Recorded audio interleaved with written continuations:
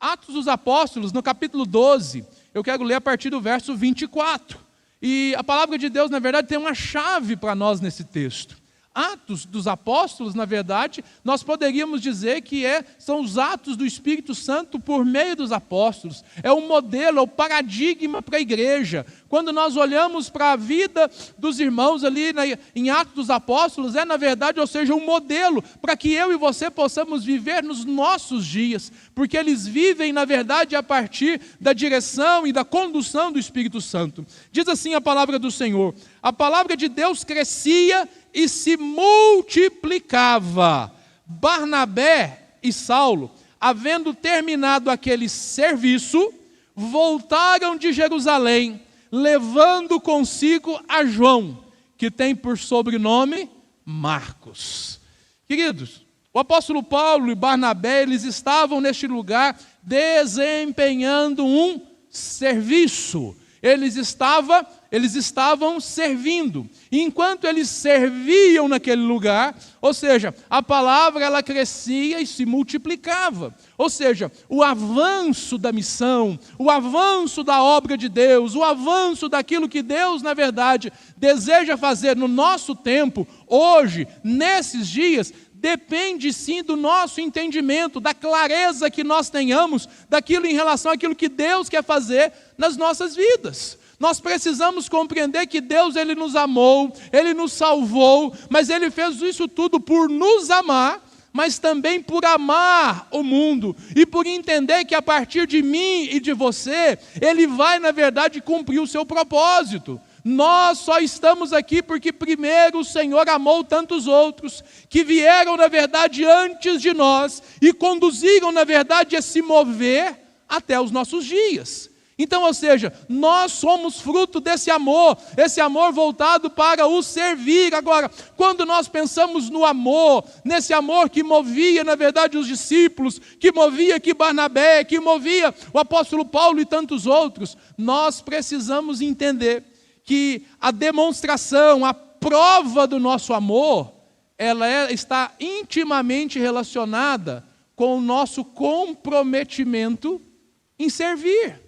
Se eu digo que amo a Deus, mas eu não sirvo a Deus, se eu não estou disposto, na verdade, a me envolver com aquilo que o Senhor está fazendo, querido, tem algo errado. Ou seja, eu preciso entender, eu preciso me comprometer com aquilo que eu tenho. Evangelho de João, capítulo 21, o Senhor Jesus, Ele demonstra isso para nós, quando Ele está restaurando, na verdade, a vida de Pedro. Pedro é um discípulo, na verdade, que foi discipulado diretamente por Jesus, fazia parte, na verdade, daquele grupo mais íntimo. Mas Pedro, na verdade, assim como eu e você, em alguma medida ele tropeçou ali, ele tropeçou aqui, mas o Senhor, na verdade, ainda assim o amava. Mas o Senhor o traz para perto para poder, na verdade, restaurar a vida dele. E nesse encontro, na verdade, depois da ressurreição, no Evangelho de João, capítulo de número 21, a partir do verso 17, nós lemos: pela terceira vez, ele perguntou. Jesus pergunta algo pela terceira vez. Querido, na Bíblia nada é por acaso. O número 3 tem a ver com completitude, algo que é completo, algo na verdade que é intenso, algo na verdade que é pleno. O Senhor na verdade insiste com Pedro, na verdade 3 vezes, na mesma pergunta, e a pergunta dele é o seguinte: Simão, filho de João, você me ama? Você me ama? A pergunta que você precisa na verdade responder para o Senhor nessa noite é: você ama o Senhor de fato? Você ama o Senhor? Nas 2 primeiras respostas, Pedro respondeu na lata, direto: eu amo sim. E a resposta de Jesus, o complemento era sempre o mesmo: apacenta as minhas ovelhas.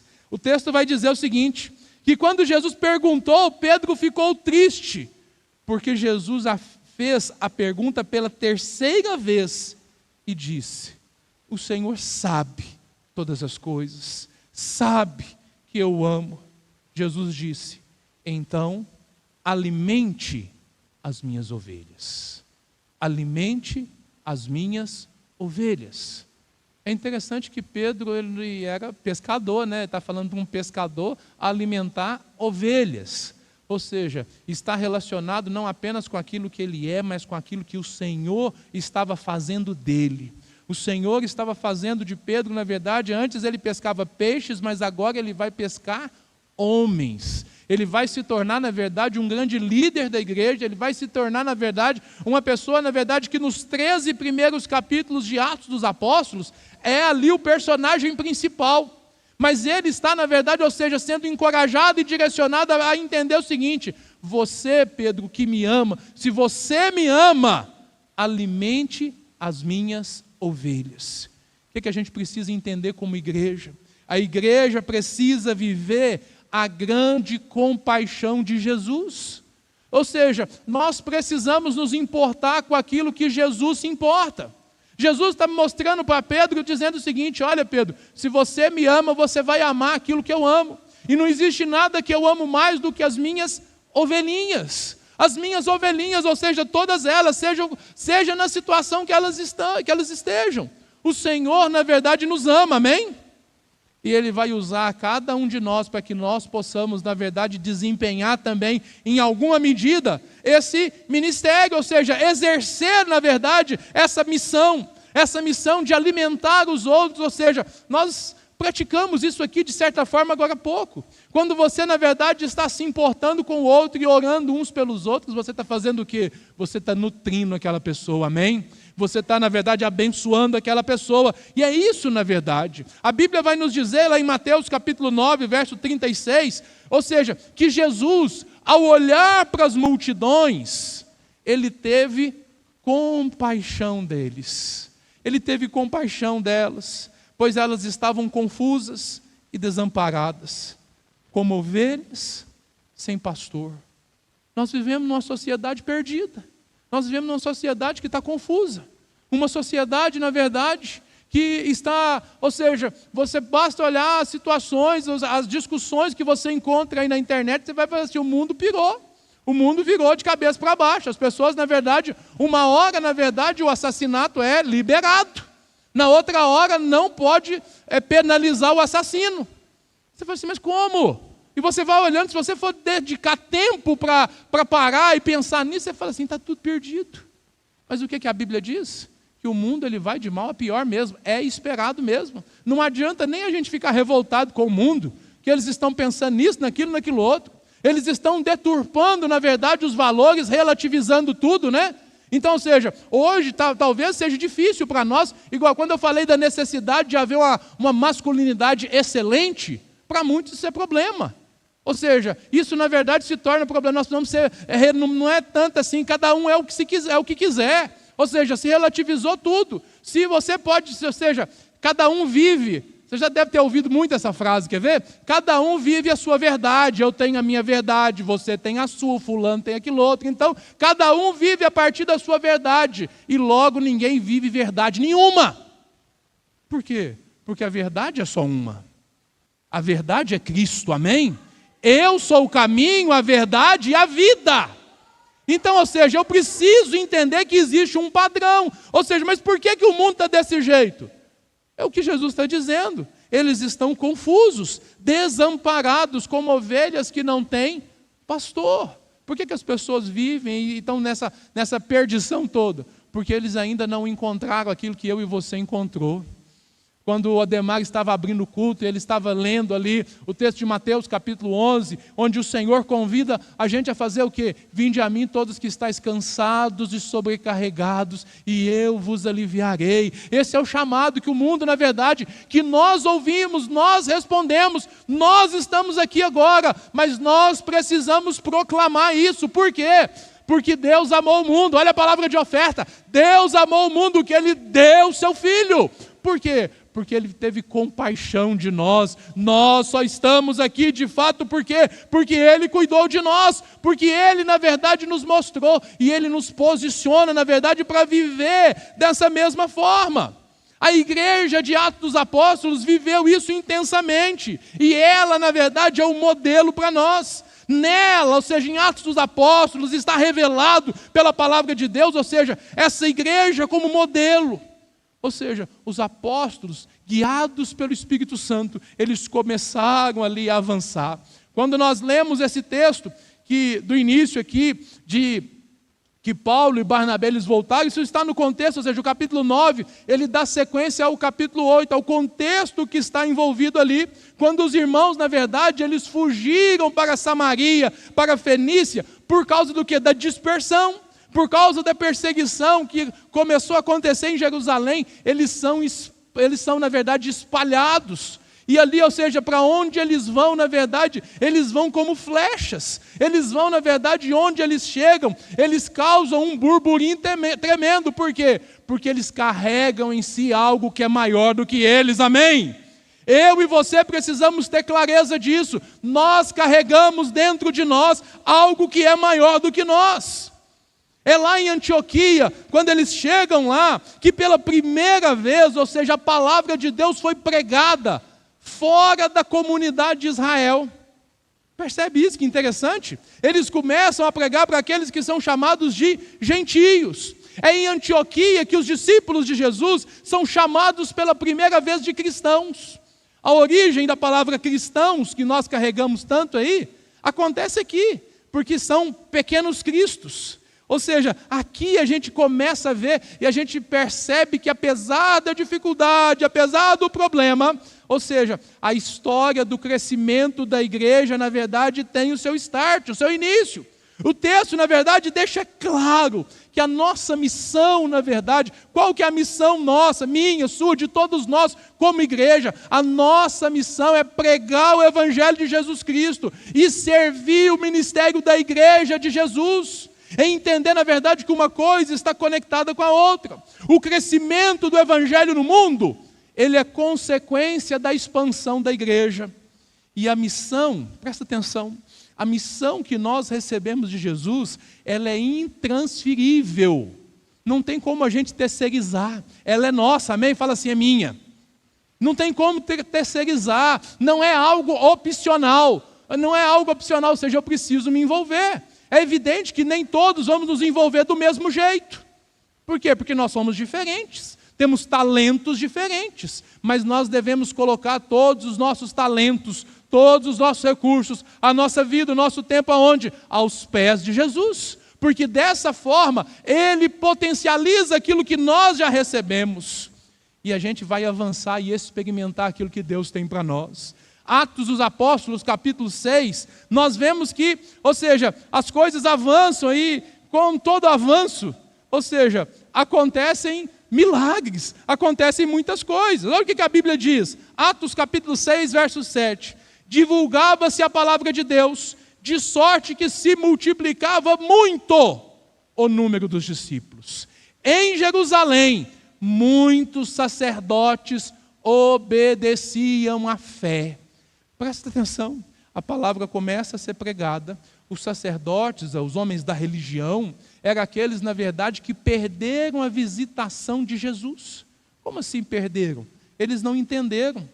O Senhor Jesus vem e se manifesta as promessas, as profecias do Antigo Testamento, da lei que eles conheciam tanto, eles não conseguiram perceber. Mas agora, depois de Jesus ressurreto, do testemunho dos apóstolos, muitos sacerdotes começam a entender e têm seus olhos abertos. Isso, na verdade, é o efeito da palavra de Deus. É isso que aconteceu comigo, com você, com todos nós. Não foi da primeira vez que você converteu, não é a primeira vez. É difícil você encontrar uma pessoa que ouve a palavra de Deus na primeira vez e converte, não. Ou seja, ele ouve de uma pessoa, ele ouve de outra, que aquilo ali vai fazendo uma junção. E você precisa entender que você faz parte desse processo. O seu testemunho, a sua maneira de viver, colabora para que os outros, na verdade, também possam receber aquilo que o Senhor tem para eles. Então, ou seja, essa multiplicação que estava acontecendo era porque a igreja estava cumprindo a sua missão. A genuína pregação do Evangelho, ela leva a igreja ao crescimento natural e constante. Como assim o crescimento natural? Às vezes a gente tem a ideia que se o crescimento é natural, quer dizer que a gente não precisa fazer nada. É automático. Não. Ou seja, por que ele é natural? Porque quando nós vivemos em obediência à palavra de Deus e nós cumprimos a palavra de Deus, nós vamos nos comprometer com a missão. Nós vamos fazer missão aqui e ali. Em Jerusalém, Samaria e até os confins da terra. Ou seja, é nós entendermos que a igreja precisa tocar em todos os segmentos. Mas isso começa, na verdade, aqui a partir desse prédio. Mas quando você sai daqui, você é enviado para dentro da sua casa. Da sua casa você vai para o seu trabalho. Do seu trabalho você conhece pessoas, você convive com pessoas. E aquilo, na verdade, ou seja, é você entender que quando você chega nesses lugares, você é um embaixador. O Senhor, na verdade, está chegando. Agora, para que isso, na verdade, para que as pessoas possam se converter, essa pregação, na verdade, ela precisa você precisa transpirar o Evangelho. Você precisa, na verdade, ou seja, de fato, exalar o bom perfume de Cristo. Agora, quando isso acontece, ou seja, quando eu me comprometo com o Senhor, quando eu vivo a vontade do Senhor, naturalmente as pessoas vão perceber isso. E aí sim, o crescimento é natural. Por quê? Porque nós intencionalmente estamos fazendo aquilo que Deus espera de nós. A palavra de Deus é o quê? Buscai, pois, em primeiro lugar o reino de Deus e a sua justiça, e as demais coisas vos serão acrescentadas. Todas as coisas. Então, ou seja, mas a atitude, na verdade, minha e sua, elas não são, na verdade, dispensáveis, não. Faz parte do processo. Se submeter, obedecer. E é por isso, na verdade, que nessa noite, o Senhor tem algumas percepções que eu e você precisamos ter, para que a gente possa viver, olha, para que a igreja ame e sirva com eficácia. Neste tempo, nos nossos dias, na nossa cidade, é necessário, primeiro, olhar para os problemas como oportunidade de crescimento. Oportunidade de crescimento. Problemas servem para nos ajudar a crescer. Problemas servem para que a gente possa voltar os nossos olhos para o Senhor e perceber o seguinte: sem o Senhor nós não conseguimos. Sem o Senhor nós não podemos. Então nós precisamos recorrer no Senhor. No Senhor, porque é Ele, ou seja, é dele que provém todas as coisas. Atos, no capítulo 11, os versos 19 e 20, a Bíblia diz o seguinte, olha, os que tinham sido dispersos, olha a história, os que tinham sido dispersos por causa da perseguição desencadeada pela morte de Estevão, chegaram até a Fenícia, Chipre e Antioquia. Então vamos entender. Por que que Estevão, na verdade, foi morto?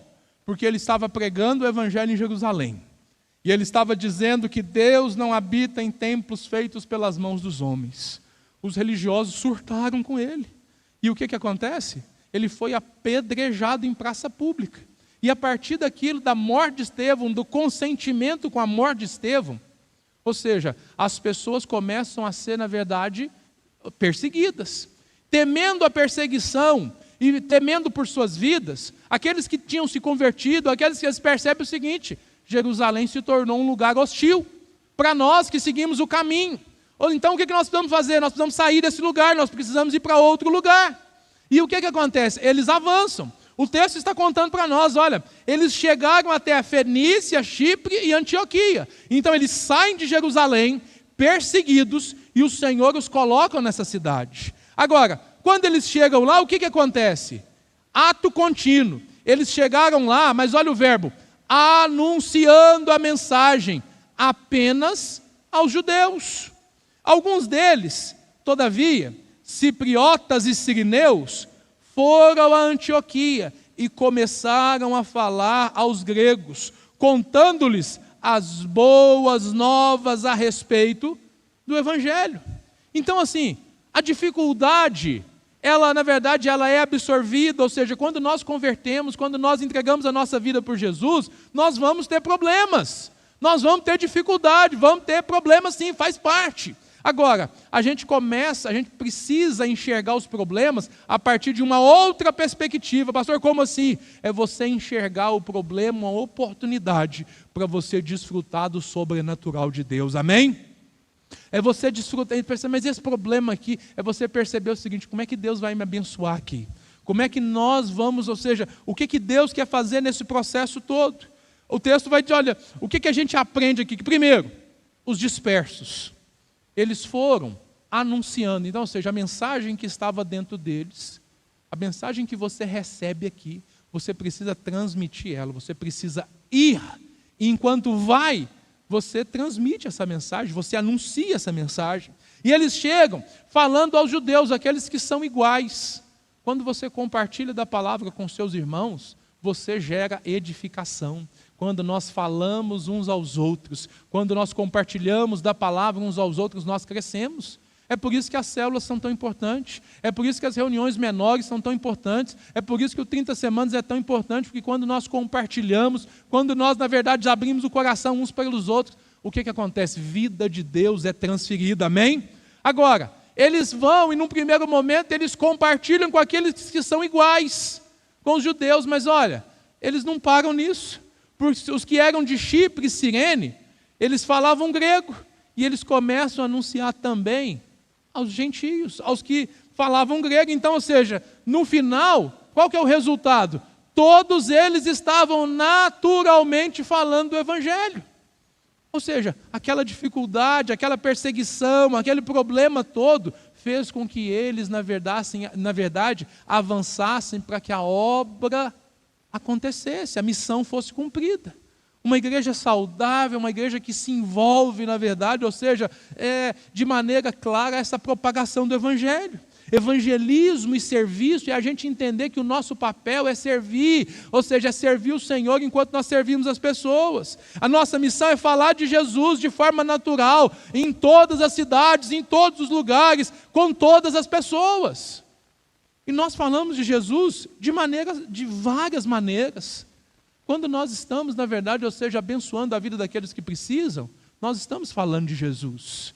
Quando nós estamos ali, ou seja, ajudando aqueles que precisam, nós estamos falando de Jesus. Quando nós estamos lá enviando recursos para abençoar os irmãos lá do Rio Grande do Sul, nós estamos falando de Jesus. Igrejas no Rio Grande do Sul têm sido portas ali de salvação para as pessoas, e salvação não apenas salvar as pessoas do inferno e levar para o céu, não.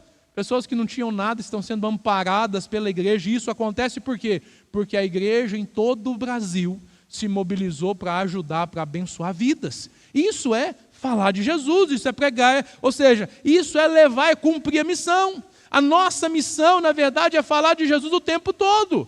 Então nós precisamos utilizar esses problemas como oportunidades para crescimento. Quando a gente olha para a nossa cidade, quais são os maiores problemas nossos aqui? Quais são os maiores problemas? A gente não pode perder a oportunidade. E às vezes a gente, por questões pessoais, nós somos omissos. Eu tive uma experiência assim, um tanto quanto, de certa forma, constrangedora para mim. Por quê? Porque eu não estava preparado para aquilo que o Senhor queria que eu fizesse. E, na verdade, às vezes a gente se deixa levar, a gente não percebe que Deus te coloca em algumas situações e posições, para quê? Para que o nome dele seja glorificado. Sábado eu fui para Divinópolis, resolvi várias coisas lá e tudo, e fui e voltei. Né? Voltei de tardinha já, passei na minha mãe, um dia cansado e tudo. E aí voltei, e a gente chegou em casa, a gente falou assim, amor, a gente tinha que ir lá na inauguração da escola e tal, né? A escola e tal. Eu falei assim, meu Deus, não é possível, é mesmo? Tem que ir lá mesmo? Tem. Não, é importante a gente ir, tudo. Eu falei assim, então eu vou do jeito que eu estou. Do jeito que eu estou, eu vou. Então, eu vou desse jeito, tá bom? Bom também. Aí, beleza. Chegamos lá e tudo. Na hora que a gente chegou lá, o povo tudo arrumadinho, tudo bonito, tudo lindo, né? A escola muito bem organizada e tudo. E aí eu chego lá, todo normal, né? Normal. Aí, quando eles começam a cerimônia e tudo, então, aí, vamos chamar o pastor Vladimir para vir aqui, para orar, para dar uma bênção também para a escola. Eu fui morrendo de vergonha. Eu falei assim, meu Deus do céu, eu tinha que estar aqui de farda. Eu tinha que estar de farda. E eu não estou, mas não é a farda que vai me atrapalhar, não. Eu vou lá, e lá eu tive a oportunidade de fazer o quê? De orar por aquelas pessoas, orar pelas autoridades, orar para aquela escola e declarar que ali vai ser um lugar de bênção, que os nossos filhos serão guardados, que eles vão crescer na graça e no conhecimento do Senhor.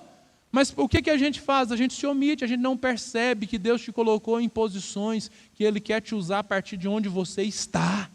E Ele, na verdade, ou seja, e às vezes Ele te coloca em situações, você precisa estar pronto para isso. Eu estava pronto? Exteriormente não, mas aquilo que estava dentro de mim eu podia compartilhar com as pessoas, amém? Então, ou seja, eu podia pegar e falar assim, não vou não, aí quarar a perna para quem te quer, podia ou não podia? Saía francesa, ninguém ia me ver, ninguém ia me buscar no laço. mas eu ia perder aquela oportunidade. E a gente precisa, na verdade, entender que Deus nos chamou para levar e indo levar a mensagem do Evangelho às pessoas, amém? E aí, ou seja, pastor, mas o que adiantou? Querido, isso abre portas.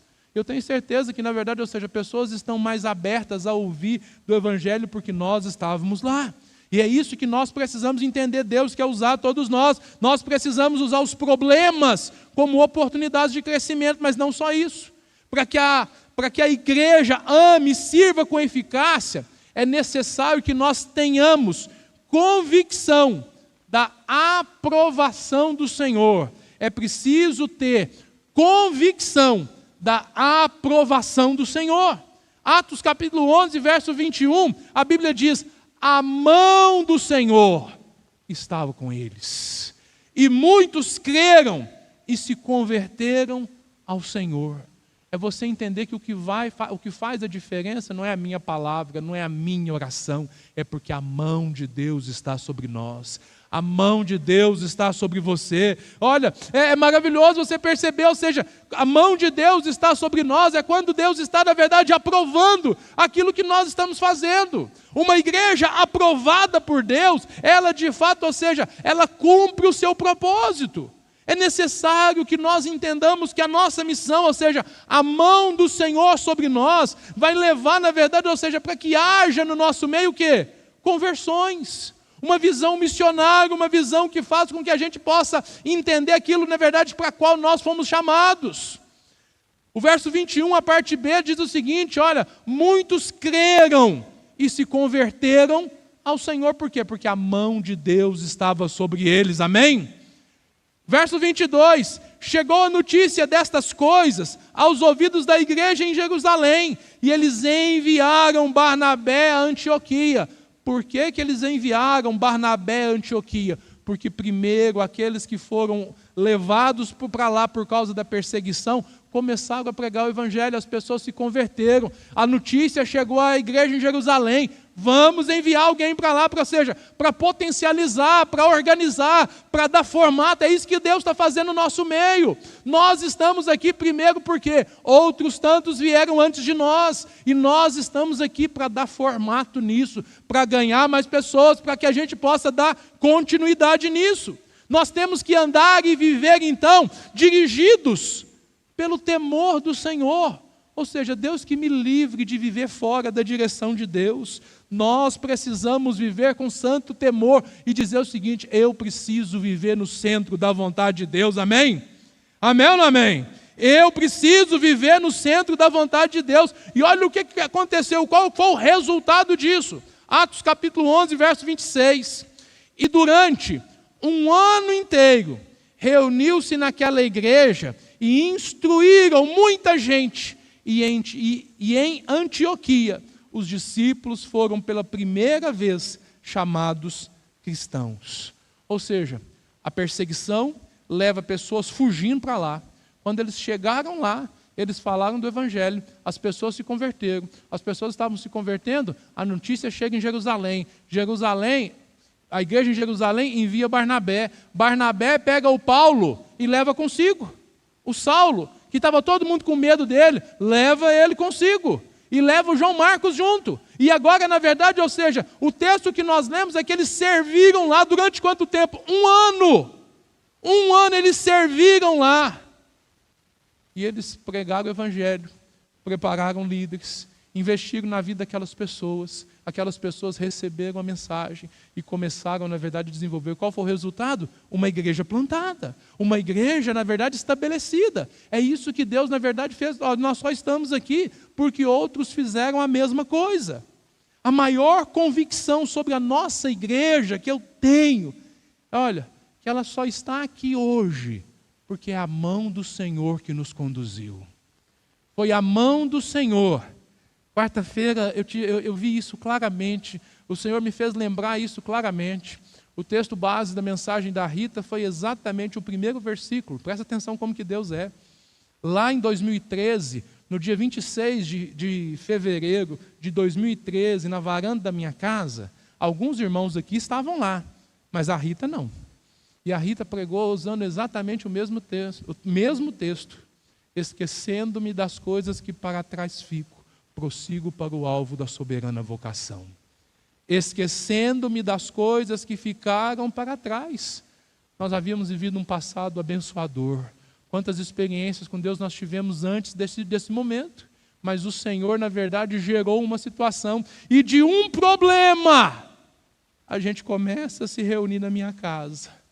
E da minha casa, o Senhor nos levou, não cabia mais na minha casa. O Senhor nos levou para o depósito de construção. Por quê? Porque não havia espaço disponível na cidade para a gente alugar. O Senhor nos levou para onde? Para o depósito de construção. E lá nós ficamos por 8 meses, montando e desmontando tudo. O que é isso? É a mão de Deus. Lá nós fomos abençoados, ou seja, nós adquirimos toda a estrutura que nós precisávamos para aquele momento. Mas quando, na verdade, chegou o momento que Deus falou assim, não, outro problema. Qual que é o problema? O dono do depósito, à época, falou assim, eu vou precisar aqui, que eu vou montar uma serralheria, eu vou precisar desse espaço de estacionamento.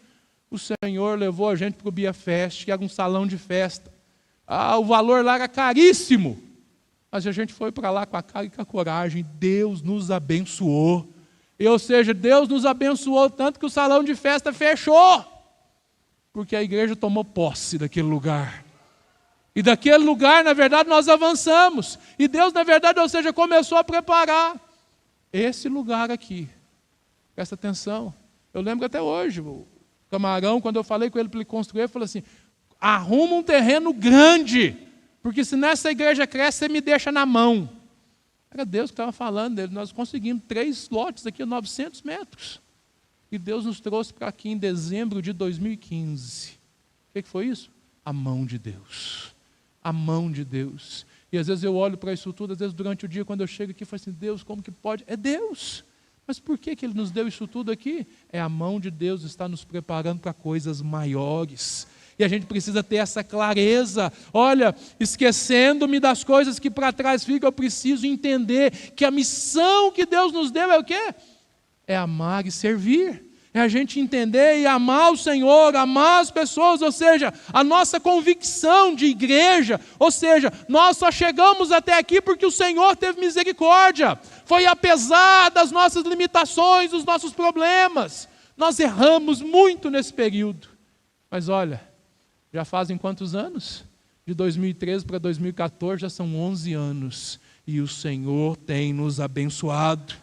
Para que a gente possa, na verdade, como igreja, a gente possa avançar, para que a gente possa amar e servir com eficácia, é necessário manifestar um ambiente de graça no meio das pessoas.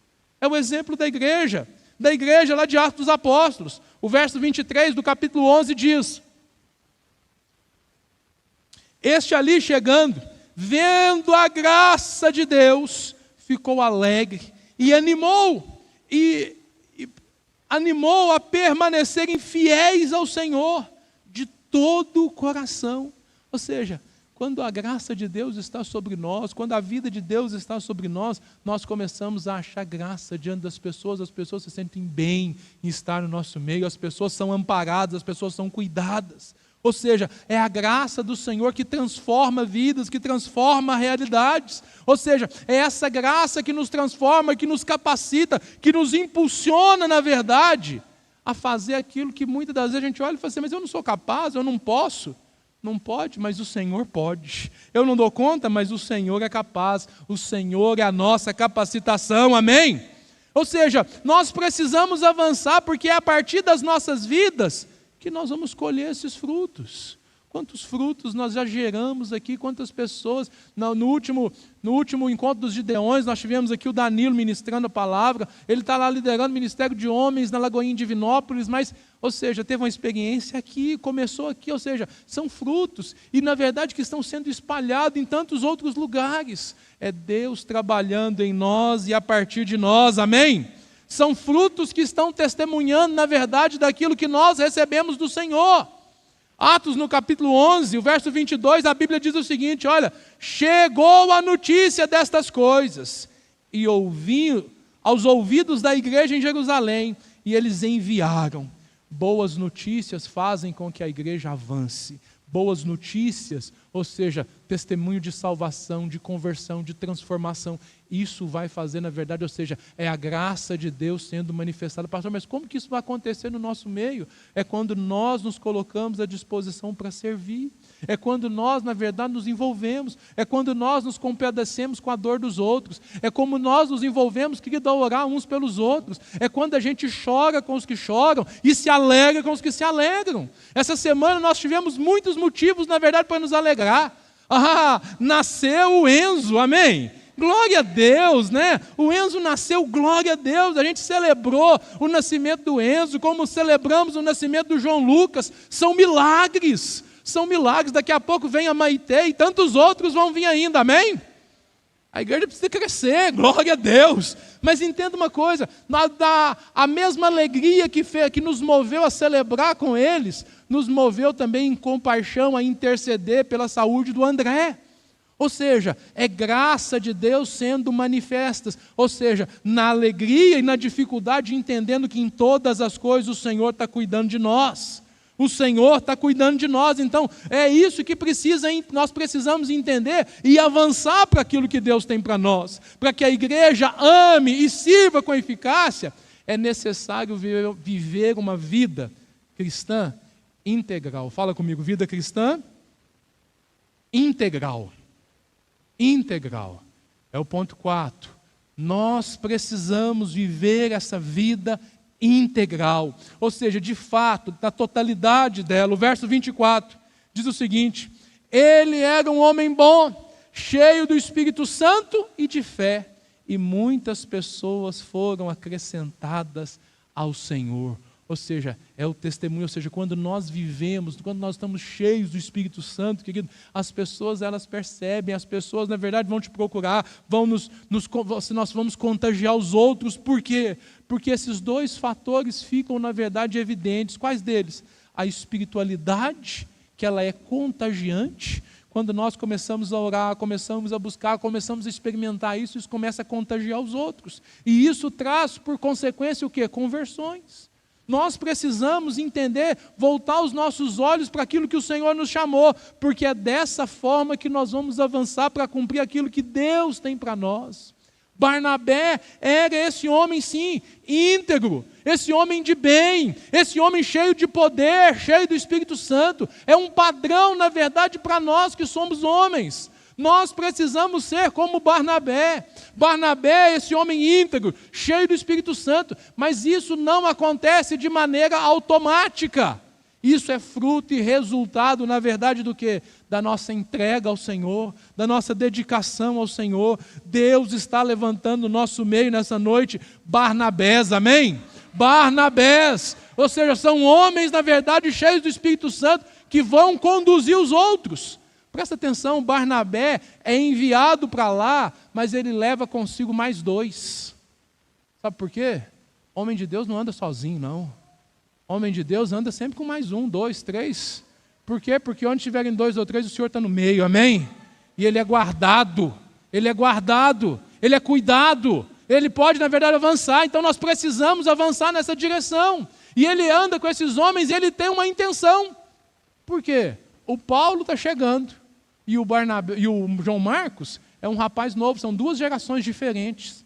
E o Barnabé ampara todos eles. Nós vamos perceber que mais para frente aqui eles vão se separar e ele vai se dedicar à vida do João Marcos, para no final o João Marcos servir o apóstolo Paulo. A gente olha para isso tudo e fala assim, é o quê? Homens cheios do Espírito Santo, é isso que Deus quer fazer no nosso meio. Esse texto, na verdade, ele nos exorta, como povo de Deus, a permanecer no Senhor. Atos 11 vai dizer o que Barnabé estava fazendo. Verso 23. Tendo ele chegado e vendo a graça de Deus, alegrou-se. Mas fez o quê? Exortava a todos a que, com firmeza de coração, permanecessem no Senhor. Homens de Deus que estão aqui, o Senhor, na verdade, está nos chamando para que a gente possa, na verdade, exortar uns aos outros, a gente permanecer firme no Senhor, porque é o Senhor que nos fortalece, é o Senhor que nos guia, nós dependemos do Senhor. Ele é que vai nos capacitar para viver essa vida integral. Nós, de nós mesmos, nós não temos capacidade, mas na força do Senhor, nós podemos. O que nós precisamos, querido? Presta atenção. Nós precisamos de unção da parte de Deus, amém? A unção, ela vem por meio da graça do Senhor, é favor de Deus sobre as nossas vidas, do nosso relacionamento com Deus. Mas nós precisamos ser homens e mulheres também de caráter. E isso vem de formação, vem da decisão que nós tomamos, cada um de nós tomamos a decisão de servir a Jesus para valer. É isso que Deus, na verdade, quer que a gente faça, que a gente vive, que a gente experimente. E por último, e não menos importante, tão importante quanto todos esses pontos anteriores, para que a igreja possa amar e servir com eficácia, é necessário a gente entregar, na verdade, ofertas voluntárias para o ministério. Pastor, de que ofertas que você está falando? Olha o que a Bíblia está dizendo. Os discípulos, cada um, segundo as suas possibilidades, decidiram providenciar ajuda aos irmãos que viviam na Judéia. Por quê?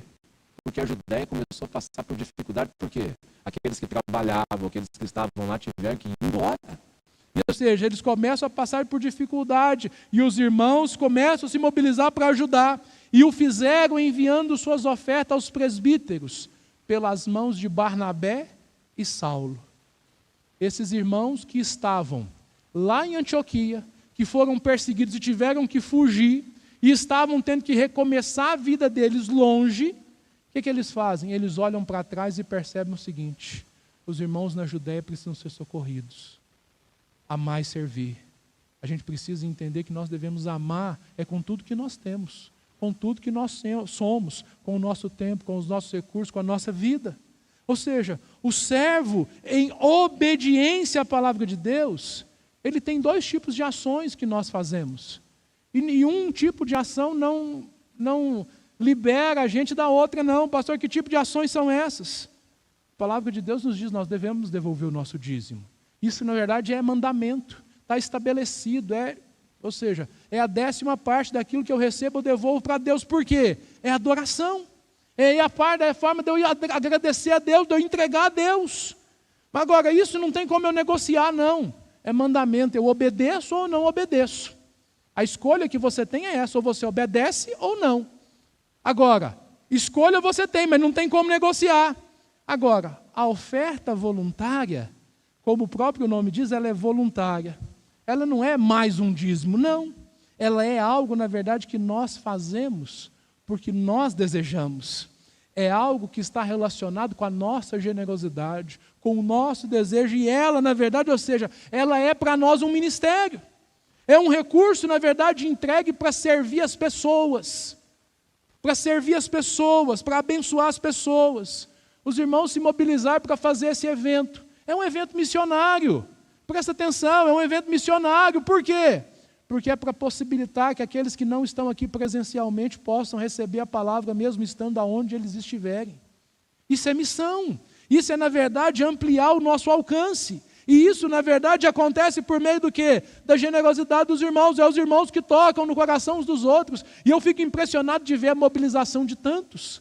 Os irmãos reuniram lá em casa hoje, as irmãs estavam falando lá, falaram assim, pastor, glória a Deus, porque tem gente disponibilizando para doar, e eu acho que nós já temos mais do que nós precisamos para fazer o evento.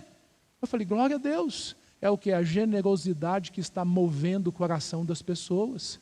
E essa generosidade vai fazer o quê? Vai gerar mais generosidade. Vai considerar para que a gente possa abençoar. Irmãos falando assim, não, essa parte aqui eu vou ficar com tudo. Ah, quantas que precisa? Eu vou investir. Por quê? Isso é um coração disponível para fazer o quê? Para servir. E isso, na verdade, mostra, na verdade, o quê? Amor. Amor pelas pessoas. Amor não por uma instituição, mas pelas pessoas, por aquilo que nós estamos produzindo na vida dos outros. Por que tantas pessoas têm dificuldade de fazer isso? É porque às vezes fala assim, eu não sei o que vai acontecer, eu não sei como que é feito, querido. Nós precisamos confiar no Senhor, amém?